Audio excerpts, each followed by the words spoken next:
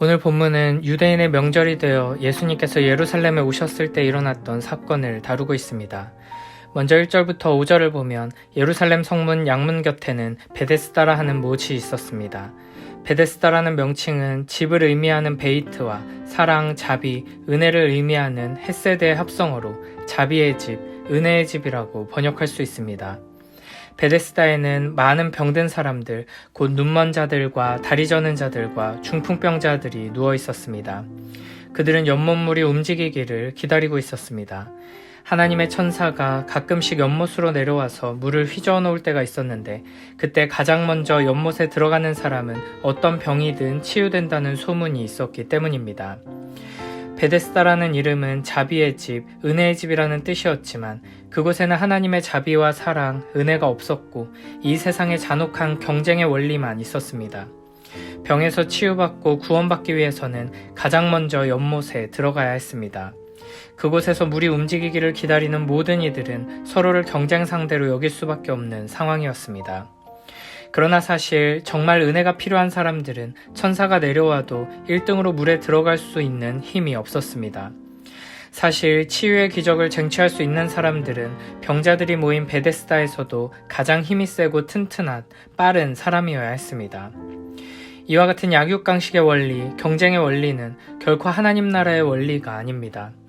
아무리 천사가 내려와 물을 휘저어 놓는다고 해도 자기 힘으로 제일 먼저 달려들어가야만 치유받을 수 있다면 그것은 은혜를 받는 것이 아닙니다. 베데스다에서 실제로 치유된 사람이 있다고 할지라도 그 사람은 자신의 민첩함을 자랑하지 하나님의 은혜를 높이지는 않을 것입니다. 누구든지 다른 모든 경쟁자들을 제치고 1등으로 들어오는 사람은 구원을 얻는다 하는 원리는 하나님 나라의 원리, 은혜의 원리와는 정반대되는 세상의 원리, 경쟁의 원리인 것입니다. 그러므로 사실상 베데스다는 은혜의 집이 아니라 경쟁의 집이며 율법의 집이라고 할 수 있습니다. 베데스다는 은혜와 사랑이 가장 절실히 필요한 사람일수록 더욱 소외되는 곳이었습니다. 이런 베데스다의 모습은 헛된 소망을 바라보며 살아가는 비참한 죄인들의 현실을 잘 보여주고 있습니다. 죄인된 인간은 그 누구도 자기 힘으로는 구원을 얻을 수 없습니다. 그러나 모든 인간은 자기 나름대로 어떤 전설과 같은 이야기를 믿고 거기서 구원을, 참된 만족을, 삶의 의미를 찾으려고 합니다. 어떤 이들은 종교를, 또 어떤 이들은 철학이나 과학을, 또 어떤 이들은 자기 자신을, 인간의 선한 마음을, 돈이나 명예나 가족이나 누군가 혹은 무언가를 통해 구원을 얻을 수 있다고 생각하며 그것을 얻기 위해 스스로 노력합니다. 그러나 죄인된 우리의 실상은 병들어 움직일 수 없는 비참한 처지입니다. 그럼에도 병들어 죽어가는 이들끼리 이 경쟁자들을 물리치고 1등으로 올라서기만 한다면, 내 옆에 있는 저 사람을 팔꿈치로 치고 앞서 나가기만 한다면 모든 것을 얻을 수 있다고 믿고 그 소망을 바라보며 사는 것이 이 세상의 죄악된 현실입니다. 세상은 이런 식으로 우리를 계속해서 경쟁 속으로 몰고 들어갑니다. 남들보다 더 뛰어나야 한다, 남들과의 경쟁에서 이겨야 한다고 말합니다. 그러나 이런 경쟁은 결코 우리를 구원하지 못할 뿐 아니라 필연적으로 경쟁에서 뒤처진 누군가를 소외시키게 합니다. 우리는 이와 같은 세상의 헛된 신화를 깨트리는 복음적 삶으로 부름받고 있음을 항상 기억해야 합니다. 이 세상을 경쟁의 집이 아니라 참으로 하나님의 사랑이 넘치는 은혜의 집으로 만드는 자들이 되어야 합니다. 이어서 5절부터 7절을 보면 베데스다에는 수많은 병자들이 모여 있었습니다. 그런데 주님께서는 그중 38년 된 병자에게 주목하십니다. 여기서 38이라는 숫자는 매우 상징적인 의미를 가지고 있습니다. 이스라엘 백성들은 가나안 입성을 앞두고 가데스 바네아에서 12명의 정탐꾼을 보냅니다. 그러나 여호수아와 갈렙을 제외한 10명의 정탐꾼들은 결코 가나안을 정복할 수 없을 것이라고 비관적인 보고를 합니다. 이에 하나님께서는 이스라엘이 38년 동안 광야에서 방황하도록 하십니다. 이 시간을 통해 하나님께서 율법을 주셨고 그 율법대로 살아가면 참된 안식과 만족을 누리며 살 수 있지만 우리에게는 이 율법을 온전히 지킬 수 있는 힘과 능력도 의지도 없음을 깨닫게 하시는 것입니다. 마찬가지로 38년 된 병자는 그 오랜 시간 동안 연못에 제일 먼저 들어가 치유받고자 했지만 사실 그에게는 연못에 들어갈 수 있는 힘이 없었습니다. 이렇게 38년 동안 광야를 방황해야 했던 이스라엘과 38년 된 병자의 모습은 소망 없는 죄인의 비참한 현실을 잘 보여주고 있습니다. 예수님께서는 그런 병자에게 내가 낫고자 하느냐라고 질문하십니다. 그런데 병자의 대답은 네, 낫고자 합니다. 저를 고쳐주소서가 아니라 물이 움직일 때 나를 못에 넣어주는 사람이 없어서 내가 가는 동안에 이미 다른 사람이 먼저 들어갑니다 였습니다. 예수님께서 내가 낫고자 하느냐라고 질문하신 것은 앞서 사마리아 여인과의 대화 속에서 예수님께서 우리의 가장 깊은 갈증, 궁극적인 영혼의 목마름에 대해 지적하신 것과 같은 맥락에서 이해할 수 있습니다. 지금 38년 된 병자에게 가장 필요한 것은 이 병이 낫는 것이었습니다. 그는 병 낫기를 갈망해야 마땅합니다. 그러나 그는 이 경쟁에서 이기고자 하는 헛된 욕망에 사로잡혀 있는 것입니다. 예수님의 말씀은 우리를 치유하고 회복시키는 구원의 은혜로의 초청의 말씀이라 할 수 있습니다. 은혜 없는 은혜의 집에서 경쟁에서 이기면 구원받을 수 있다는 거짓된 신화 속에서 아무런 소망도 없이 버려져 있는 병자에게 모든 것을 나에게 맡기라는 구원의 메시지입니다. 그러나 병자는 하나님의 은혜의 구원을 원하고 있지 않습니다. 그는 여전히 이 경쟁에서 이길 수 있도록 도움이 필요하다고 말하고 있습니다.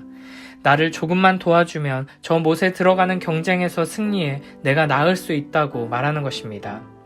지금 병자는 하나님의 구원이 아니라 도움이 필요하다고 말하고 있습니다. 주님께서는 사랑과 자비가 없는 이 비정하고 악한 경쟁사회 속에 버려져 신음하는 우리를 향해 내가 낫고자 하느냐, 내가 구원받고자 하느냐 물어보십니다. 이 주님의 음성 앞에서 우리는 네 주님, 나에게는 아무런 소망이 없습니다. 이 세상에서는 결코 만족을 누릴 수 없습니다. 주님께서 베풀어 주시는 은혜의 손길을 간절히 원합니다. 주님의 구원이 필요합니다. 라고 답해야 할 것입니다. 많은 사람들이 낫고자 하느냐 물으시는 주님 앞에서 은혜의 구원을 갈망하며 네라고 답하지 못하고 주님, 사업의 문제만 잘 해결되면 걱정이 없겠는데 이게 내 힘으로 잘 안 됩니다. 도와주십시오. 주님, 가정의 문제만 해결되면 다른 건 다 내 힘으로 할 수 있습니다. 도와주십시오. 나에게 돈을 조금만 더 주시면, 나에게 능력을 조금만 더 주시면, 내 앞에 있는 이 문제만 해결해 주시면 나머지는 내가 다 할 수 있습니다. 조금만 도와주시면 이 경쟁에서 이겨서 성공할 수 있고 남들보다 높은 자리에 오를 수 있고 돈을 잘 벌 수 있고 그러면 됩니다. 라고 답하고 있습니다. 우리의 무능함, 구원에 있어서 전적으로 무지하고 무력함을 깨닫고 인정하며 그리스도께 항복하고 모든 것을 맡기며 의지하는 복된 우리 모두가 되길 축복합니다. 이어서 8절 9절에서 예수님께서는 이렇게 말씀하십니다. 예수께서 이르시되 일어나 내 자리를 들고 걸어가라 하시니 그 사람이 곧 나아서 자리를 들고 걸어가니라. 이날은 안식일이니. 아멘. 이런 한심하고 어리석은 반응에 주님께서는 제대로 된 답을 하는 사람을 찾아 자리를 옮기지 않으십니다. 1, 2년 더 여기 머물면서 깨달음을 얻도록 시간을 보내야 한다 하지 않으십니다. 주님께서는 38년 된 병자를 향해 능력의 말씀을 선포하시며 명령하십니다. 우리 모두는 주님이 어떤 분이신지를 다 알고 나서 믿게 된 것이 아닙니다. 아무도 그런 식으로 믿기 시작하는 사람은 없습니다. 우리는 너무나도 절망적인 비참한 죄인의 처지에 있으면서도 내가 구원의 은혜가 필요한 죄인인지조차 깨닫지 못하는 상태였습니다. 오직 예수 그리스도를 통해 주어지는 구원의 은혜만이 나를 살리고 회복시킨다는 것을 알지 못했습니다. 그저 몇 가지의 도움이 필요하고 몇 가지 요소들을 교정하면 모든 문제가 해결될 것처럼 착각하거나 이 세상이 요구하는 원리를 따라 경쟁에서 앞서 나가면 모든 문제가 해결되고 참된 만족을 얻게 될 것처럼 착각하는 어리석은 자였습니다. 그러나 그런 우리에게 주님께서는 구원을 선포하시며 명령하십니다. 주님께서는 조금 더 나은 삶을 살 수 있는 따스한 조언을 하시거나 따끔한 충고를 던지신 것이 아닙니다. 이런 방식은 어떠니 하시며 제안하시거나 지혜의 말을 가르치신 것이 아니라 전능하신 여호와 하나님의 권세 있고 능력 있는 말씀으로 일어나 내 자리를 들고 걸어가라 명령하십니다. 창세기 1장에서 하나님께서는 빛이 있으라 말씀하셨고 빛이 생겨났습니다. 그리고 그 창조주 하나님께서 이제 우리에게 일어나라, 걸으라 명령하십니다. 이 말씀은 우리로 하여금 순종하도록 주신 명령이며 동시에 우리로 하여금 그 말씀대로 행할 수 있게 하시는 능력의 말씀입니다. 이 말씀이 선포되었기에 우리는 일어날 수 있게 되었고 걸을 수 있게 된 것입니다. 우리는 하나님의 말씀을 듣고 내 능력으로 내 힘으로 일어나 걷는 것이 아니라 일어나 걸으라는 그 말씀의 능력으로 순종하여 회복되는 것입니다. 38년 된 병자에게는 일어나 내 자리를 들고 걸어가라 하는 이 말씀대로 순종하는 것이 곧 그에게 가장 큰 축복이었습니다. 마찬가지로 하나님께서는 우리에게 하나님의 말씀을 주시며 순종하라 명하십니다. 그리고 그 말씀에 순종하며 살아갈 수 있도록 말씀의 능력을 부어주십니다. 그리고 그렇게 말씀대로 순종하며 사는 것이 나에게 가장 큰 축복이 되는 것입니다. 주님 말씀대로 순종하는 것이 나에게 가장 큰 축복임을 기억하며 매일매일 그 말씀에 귀 기울이며 말씀대로 순종하는 복된 우리 모두가 되길 축복합니다. 38년 된 병자는 불쌍하게도 연못에 천사가 내려오는 것을 기다리고 있었습니다. 그 일이 일어나도 연못으로 가장 먼저 들어갈 힘과 능력이 없었음에도 아무런 소망 없는 그 신화를 붙들고 절망의 삶을 살아가고 있었습니다. 그는 예수님을 알지도 못했고 예수님으로부터 오는 구원을 원하지도 않았습니다. 그러나 예수님께서 찾아오셨고 능력의 말씀을 선포하시며 구원을 선물로 주셨습니다. 이 모습을 통해 우리는 우리가 어떻게 구원을 받게 되었는지를 돌아봐야 합니다. 우리는 은혜를 찾아낸 사람들이 아닙니다. 은혜를 구해서 얻어낸 사람들이 아닙니다. 그저 뜻밖의 은혜를 받은 사람들입니다. 알지도 못했던, 그래서 기대하지도 않았던 사랑을 준비 없이 만난 사람들입니다. 그 놀라운 은혜와 사랑에 감사하며 더욱 부지런히 말씀 앞으로 나아가는 복된 우리 모두가 되길 축복합니다. 이어서 10절에서는 이렇게 말씀하십니다.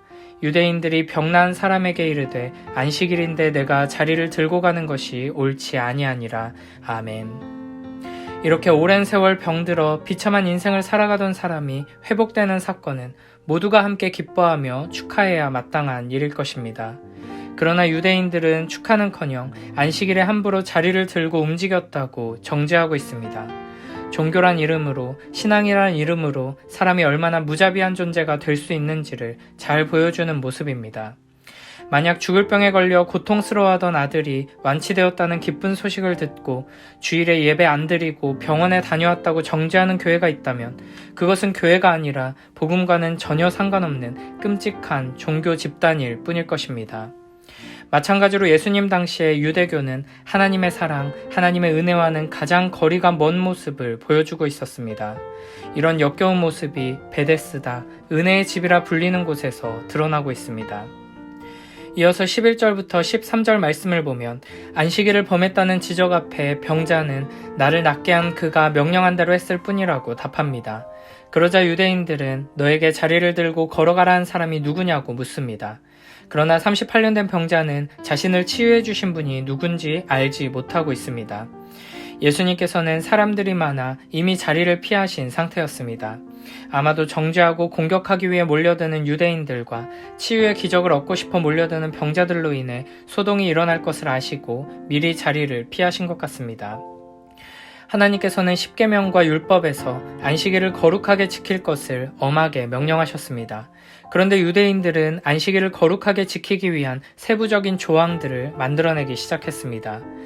안식일에는 일을 하면 안 되기 때문에 1km 이상을 이동하면 안 되고 무거운 물건은 옮기면 안 되고 심지어는 무거운 모자를 쓰는 것도 금지되었습니다. 그래서 38년 된 병자가 나아서 자기 자리를 들고 가는 것을 문제 삼은 것입니다. 감히 안식일에 짐을 옮기는 노동을 했고 이로써 안식일에 일하지 말고 쉬라는 하나님의 명령을 어겼다는 것입니다. 동시에 그를 치유하고 자리를 들고 가라 명령한 예수님도 안식일에 일을 한 것이고 하나님의 명령을 어겼다는 것입니다. 하나님께서 이스라엘 백성들에게 그리고 우리에게 율법을 주신 의도는 이처럼 우리를 통제하고 억압하기 위함이 아니었습니다. 오히려 우리를 말씀의 울타리로 보호하고 은혜 가운데 거하며 영원히 복을 받게 하시려고 율법을 주신 것입니다. 그러나 유대인들은 우리를 회복시키고 살리기 위해 주신 율법을 사람을 억압하고 죽이는 것으로 바꾸어 버렸습니다. 그들은 율법과 계명에 대한 오해 때문에 그 안에 담긴 하나님의 사랑과 자비를 알지 못하기에 예수 그리스도를 통해 안식일의 참 의미가 온전히 드러나는 이 사건을 목격하면서도 기뻐하지 못하고 오히려 병이 나은 사람과 예수님을 정죄하고 있는 것입니다. 우리는 하나님께서 우리에게 명령하시는 이 모든 계명들을 잘 지키며 살아가야 합니다. 그러나 하나님의 모든 계명은 은혜를 전제로 하고 있음을 항상 잊지 말아야 합니다. 요한복음 14장 15절에서는 이렇게 말씀하십니다. 너희가 나를 사랑하면 나의 계명을 지키리라. 아멘. 주님께서는 우리의 힘과 능력으로 이 악물고 계명을 지켜내라 명령하지 않으십니다. 우리에게는 그런 식으로 계명을 지킬 수 있는 힘도 능력도 없습니다. 주님께서는 우리가 스스로 도달해야 하는 목표를 설정해 주신 것이 아닙니다. 오직 하나님을 참으로 사랑하는 자만이 하나님의 계명을 지킬 수 있습니다.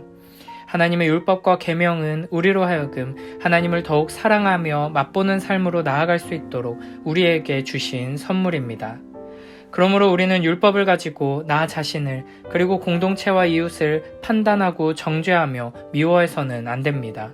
오히려 이 율법을 우리에게 주신 하나님의 사랑과 은혜를 항상 기억하며 참된 믿음으로 율법에 순종하는 삶으로 자라나며 하나님을 더욱 사랑하고 이웃을 더욱 사랑하는 삶으로 나아가야 할 것입니다.